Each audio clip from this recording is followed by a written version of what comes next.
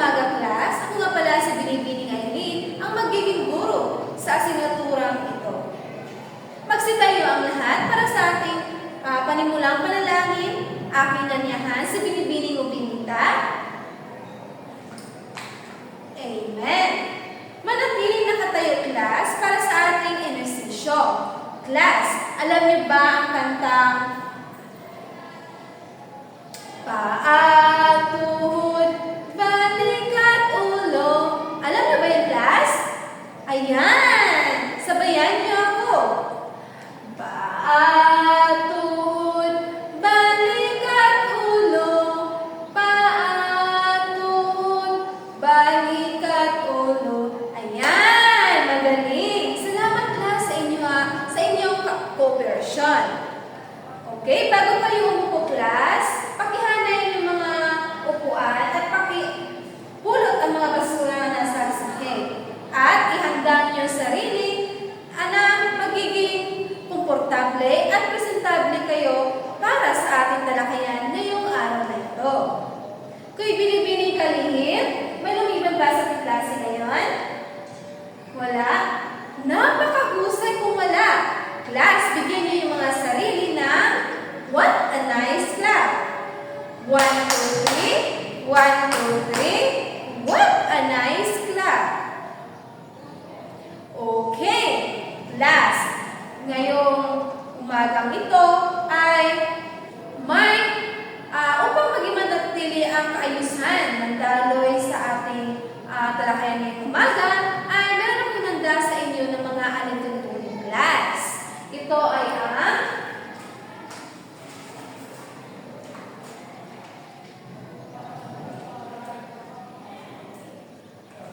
ay naka-acroname sa pangalan ko. Aileen. Okay. Ginoong Alberto, pwede mo bang basahin ang I? Letrang I, letrang L, letrang N, at letrang Y. Okay, Ginoong Alberto, maraming salamat sa pagbasa. Class, naunawaan lang ba ating mga alintuntunin ngayong araw na ito? Okay. Class, bago natin sisimulan ang ating panibagong talakayan ngayong umaga, ay magbalik na lang muna tayo. Sino ba nakalala kung ano ating tinalakay noong nakaraang araw? Okay, Binibining de Jesus. Napakahusay, Binibining de Jesus. Ito ay tungkol sa kagamitang panturo tulad ng ginagawa, minamasid, at sinasagisag. Okay. Talaga nga kayo'y nakinig at may kaalaman na sa ating tinalakay noong nakaraang araw. Okay, class. Ngayon, may bago tayong tatalakayin. Kaya bago iyan ay meron akong mga litrato na inihanda para sa inyo. Ang gagawin nyo lamang ay tukuyin kung ano ang ipinapahiwatig ito sa bawat larawan. Okay.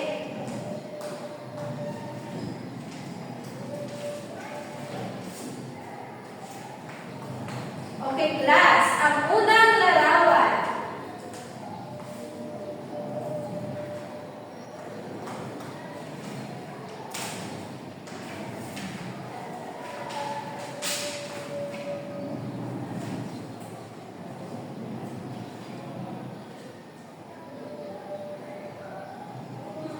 Ang pangalawang larawan.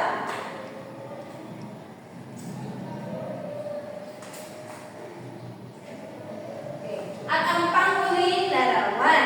Okay, class. Sa inyong nakikita ang mga larawan, ano ang mga ideya ninyo? Or ano ba ang pinapahiwatig nito? Okay, Binibining Katubis? Okay, maraming salamat, Binibining Katubis, sa iyong ideya. Okay, Binibining Kapuso, nagtaas ka na yung kamay.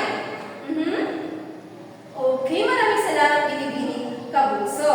Si Binibining Katubis at si Binibining Kapuso ay tama. Ito ay ang pagsusuri ng kagamitang pagtuturo. Okay, class. Bago natin tatalakayin ang pagsusuri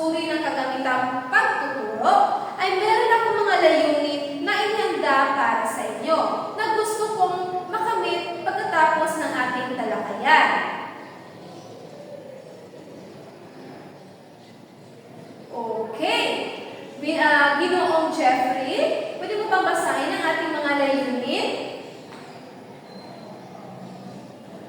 Maraming salamat, Ginoong Jeffrey. Class, ngayon ang tatalakayin natin ay tungkol sa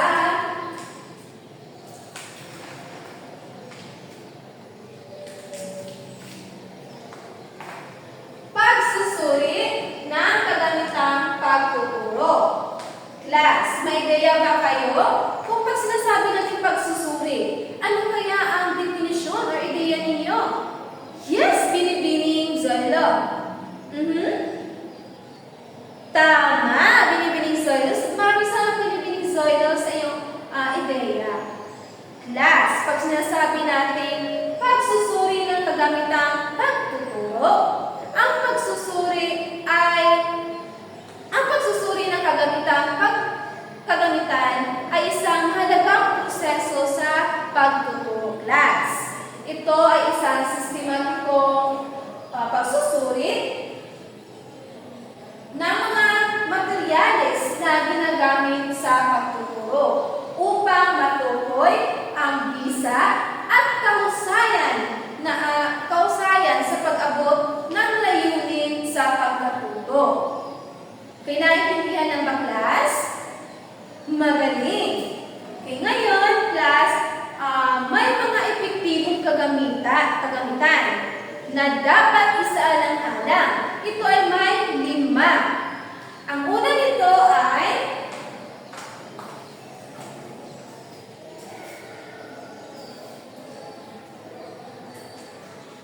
akma sa layunin ng aralin.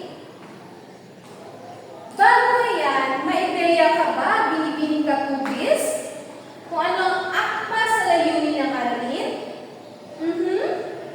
Okay, maraming salamat, binibining kakubis. Ngayon, ano nga bang akma sa layunin ng aralin?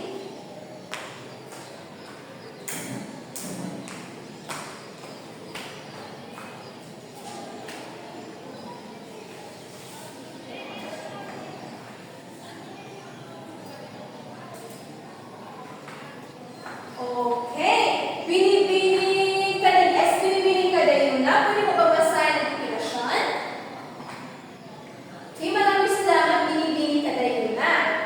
Class, ang una nito, ang epektibong kagamitan ay ang akma sa layunin ng aralin. Ito ay unang hakbang na kung saan ito ay pagtukoy sa mga layunin sa pagtuturo. Kung ano ang mga kasanayan, kaalaman at pagpapahalaga na gusto niyang makamit sa kanyang pagtuturo sa mga mag-aaral. Ito din ang pinaka-importante class sa pagsusuri ng kagamitang pagtuturo. Dahil dapat nakasentro talaga kung ano yung mga gusto niyong makamit or gusto niyong malaman ng mga mag-aaral ninyo sa pagtuturo ninyo. Ito ba ay may kahalagahan? Ito ba ay nakasentro ba sa kanila? O nakapahalagahan ba nila kapag ito ay yung pagtuturo? Okay, class. Naintindihan ba ang akma sa layunin ng aralin? Okay? Wala na katanungan? Okay, dumako naman tayo sa pangalawa.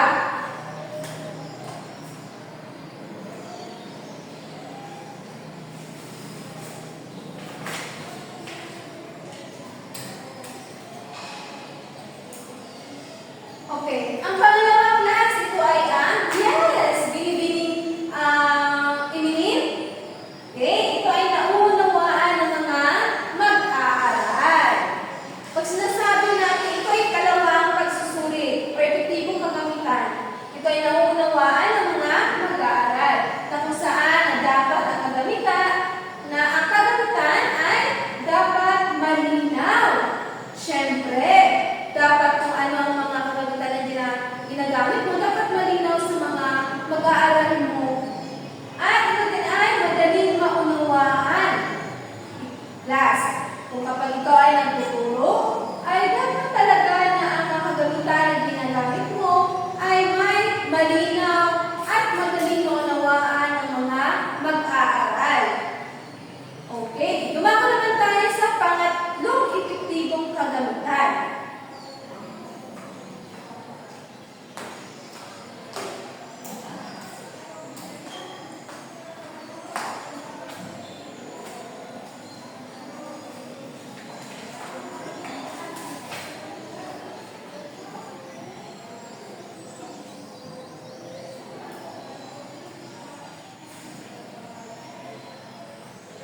Okay. Ang pangatlo class, ito ay ang, yes, pakibasa, bini-bini, katubis. Okay, ang pangatlo ay ang kaakit-akit at kawili-wili. Yes, class. Kapag tayo ay sa kagalitang pagtuturo, dapat ay kawili-wili talaga ang ating nakikita dito sa harapan. Oo, dapat ang mga mag-aaral ay dapat hindi mag-board at mas masiyahin sila sa iyong pagtuturo. At syempre, ang kawili-wili. Dapat ang mga kagamitan ay nakakainganyo ng mga mag-aaral mo at nakakaudyok sa mga kaalaman na dapat nilang malalaman ng mga mag-aaral mo. Kaya ngayon, dumako naman tayo sa pang-apat na kagamitan, epektibong kagamitan. Okay, class. Ang pang-apat naman na pagsusuri ng kagamitang pagtuturo, ito ay ang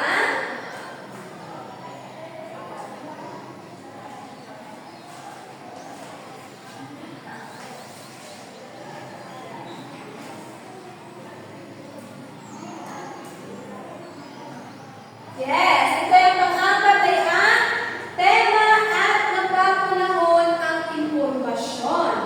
Dapat ang kagamitan ay maglalaman ng tumpak at napapanahong impormasyon.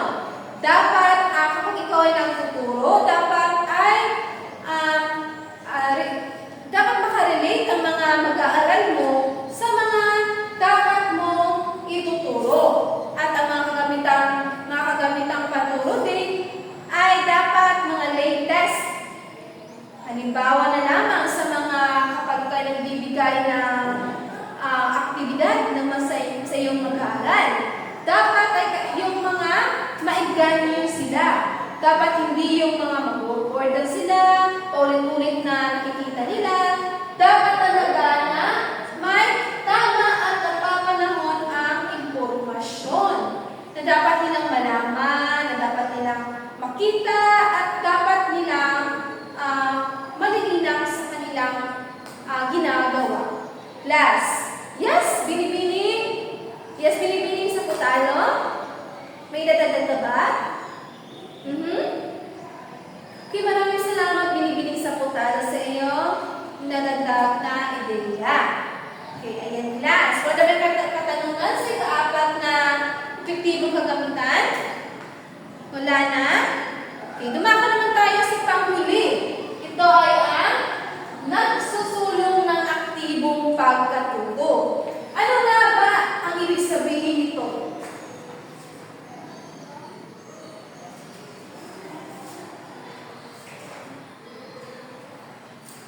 Yes, binibining Banyares, pwede mo bang basahin?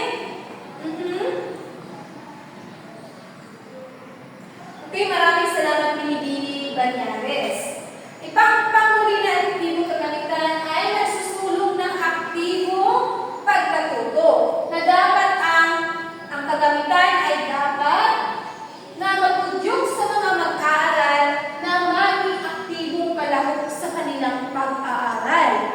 Ito rin ang mga importante class sa epektibong kagamitan na dapat talaga na parang aktibo sila sa kanilang pag-aaral, na may kaalaman sila, kasanayan, at pagpapahalaga talaga na kapag ikaw ay nagtuturo dito sa harapan o ginagamit mo mga kagamitan dito sa pagtuturo, ay dapat ay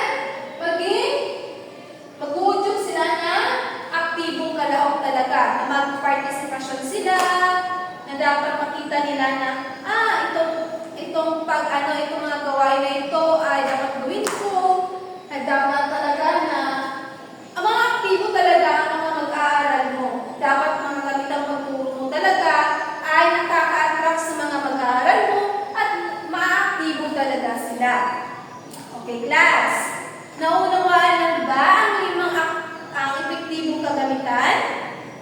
Talaga ba? Talaga ba? Okay, ayan.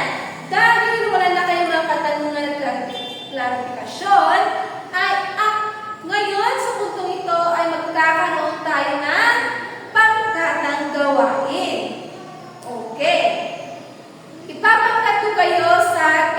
ay dalawang pangkat.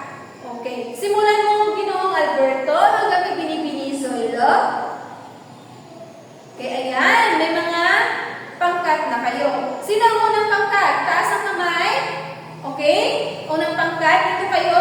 Dito kayo sa hanay na ito. Yes, ikalawang pangkat naman. Dito naman kayo sa hanay na ito. Okay. Ngayon, ito ang unang pangkat, ikalawang pangkat. Ngayon, class, makinig ng mabuti para sa inyong panuto. Okay, ito ang panuto. Magsasalita kayo, class, sa mga epektibong kagamitan bilang pagsusuri sa pagtuturo. Pipili lamang kayo ng isa sa mga tinalakay ko kanina na mga 5 epektibong kagamitan. Okay, na dapat sa pagtuturo. Naunawaan lang ba ang panuto? Naunawaan lang ba, Ginoong Jeffrey? Okay. Ngayon, bibigyan ko lamang kayo ng 5 minuto sa inyong pagsasadula. Pero bago iyan ay narito ang mga pamantayan ninyo sa inyong pagsasadula. Okay, pangkat una. Okay, pangkat pangalawa. Okay, ayan. Ngayon, hindi na kayong magsimula sa inyong gagawing pagsasadula. Ang 5 minuto ay nagsisimula na. Okay, ayan. Ang 5 minuto ay tapos na. Ngayon, tunghayan natin ang pangalawang pangkat sa kanilang presentasyon. Okay, pangalawang pangkat, ito na kayo sa harapan. Ayan, napakagaling talaga ng pangalawang pangkat. Bibigyan natin ng pangalawang pangkat na very good clap. Isa, dalawa, tatlo. Isa, dalawa, tatlo. Very good, very good, very good. Okay, ngayon naman, syempre, hindi naman magpapatalo sa pagsasadula ang unang pangkat. Okay, unang pangkat ito sa harapan. Ayan, napakahusay naman ng unang pangkat. Kaya ngayon, bibigyan natin ng Indonesia clap. Isa, dalawa, tatlo. Isa, dalawa, tatlo. Ang galing, galing, galing. Okay, ayan. Ang dalawang pangkat ay meron na kayo mga nagsasadula na kayo dito sa harapan. Ano naman ang mga natutunan ninyo sa inyong pagsasadula dito sa harapan? Yes, unang pangkat. Okay. Kooperasyon. Pangalawang pangkat naman. Pagkakaintindihan. Okay. Yan. Yan talaga ang mahalaga talaga para magiging isang successful ang inyong mga pagsasadula dito sa harapan. Kaya ngayon, sa puntong ito, wala na ba kayong mga katanungan? Wala na? Talaga ba? Kaya ngayon ay ako ang magtatanong sa inyo.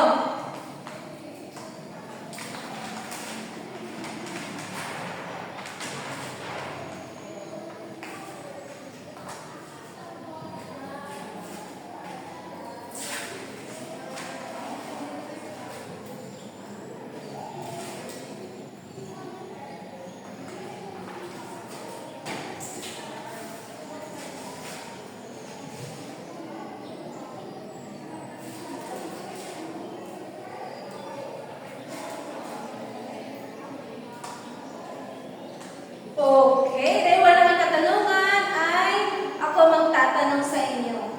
Meron akong inanda dito na isang box.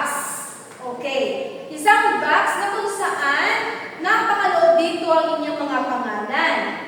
Kung sino ang mabubulot ko dito, ay siya ang sasagot sa Handa na ba talaga kayo? Okay, magaling. Ngayon, ang una sasagot sa katanungan ay si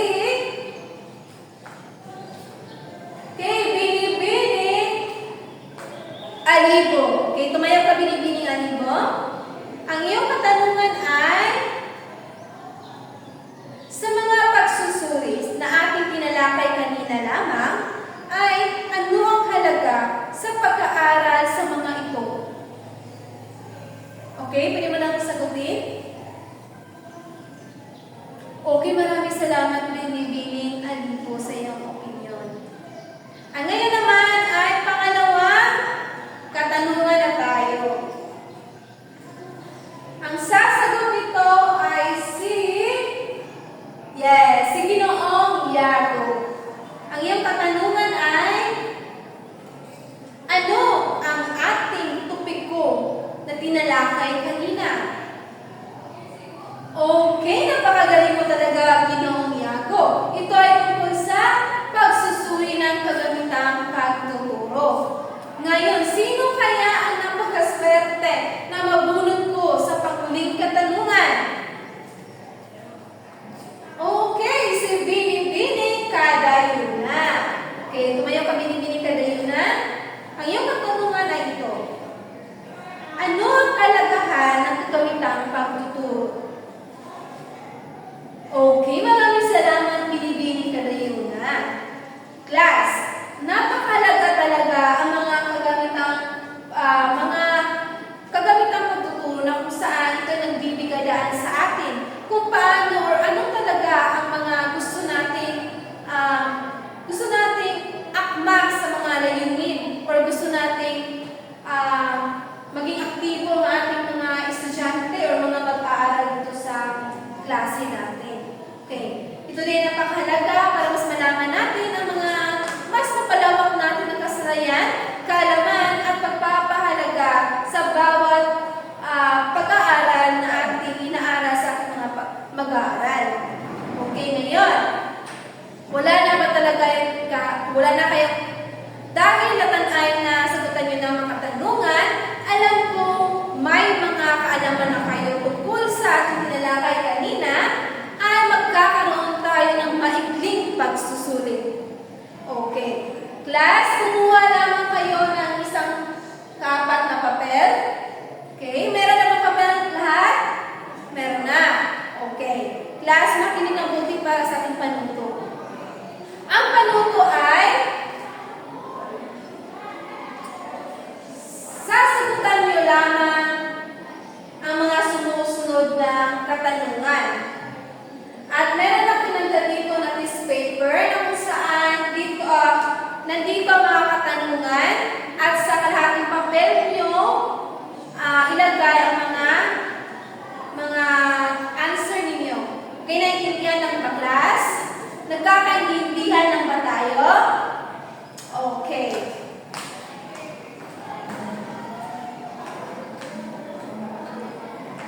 Okay. Ibasa lang sa likod. Okay? Ibasa lang sa likod ang mga piece paper. Okay, yan. Bibigyan ko lamang kayo ng 5 minuto para sa inyong pagsagot sa sa ating pagsusulit. Ayan, tapos na ang 5 minuto. Ipasa ang mga papel sa harapan at ako na magwawas doon ito dahil kinula na tayo ng oras. Okay, class. Para sa inyong takdang aralin ay gusto ko si Binibining Banyares ang magbabasa para sa ating takdang aralin. Okay, Binibining Katubis. Takdang aralin. Okay, ano